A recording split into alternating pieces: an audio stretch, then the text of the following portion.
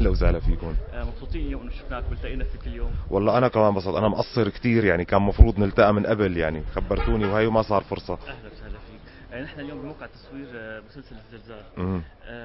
زلزال مثل ما بنعرف انه هو مسلسل بيحكي عن البيئة، بيئة الساحل، بيئة اللاذقية تحديدا. تمام. خبرنا عن طبيعة مشاركتك بهذا العمل.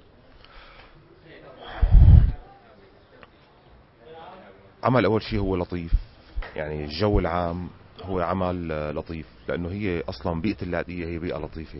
شعب اللاذقية هن ناس لطفاء، هن ناس بسيطين، هن ناس مريحين. يعني بفترة من الفترات هي المدينة صار فيها زلزال اجتماعي اللي هي المسلسل. عرفت كيف؟ هي اللي أثرت كثير على موضوع هي اللطافة وهي البساطة اللي كانت موجودة عند أهل اللاذقية. هلا مشاركتي هي مشاركة انه يعني بالنهاية شخصية شاب من اللاذقية، ابن حارة، طيب، بحب العالم، بحب الناس، بيلعب طابة. عرفت هاي اللعبة الشعبية طبعا، يعني ايه عرفت كيف؟ طبعا نادي حطين تشرين، طبعا هون تشريني انا بالعمل. تشرين حلو، هاي سكوب لنا تشرين. وانت بالاصل تشريني بالعمل والحقيقة والله بالحقيقة انا حطيني وتشريني. اه انا بالحقيقة حطيني وتشريني يعني، وانا اصلا يعني حتى بشكل عام انا ما عندي كثير هذا مرض الطابع تبع هي الموضوع التعصب. يعني انا التعصب اقول لاي شيء ما عندي اياه بشكل عام، يعني هذا مفهوم التعصب خالص منه. المهم هلا نحن بهذا العمل مجموعة شباب حلوين، عم نشتغل مع بعض مبسوطين، هي اهم نقطة. طبعا ما في عمل ما فيه انه احيانا بيصير في بعض المشاكل الصغيرة اللي هي بجوز انه بتقويك على العمل اكثر، يعني كمان ما معقول العمل يكون كله ضحك. هي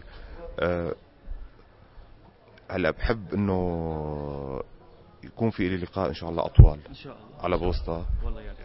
عرفت، وبنحكي بتفاصيل تانية اكثر. هلا نحن نعرف انه هلا انت هون اليوم بالزلزال، هات خبرنا السنه شو عندك مشاركات السنه لرمضان، وين بدنا نشوفك السنه؟ هلا يعني مفروض القعقاع اذا خلص اذا خلص عرفت هلا لا يكون خلص بيجي الحال، خلص انا بقول لك من عندي مش لا هلا نحن لانه هلا نحن طالعين على الهند، ما في موضوع مجي الحال يعني. هلا نحن بعد 10 ايام المفروض طالعين على الهند نصور هونيك.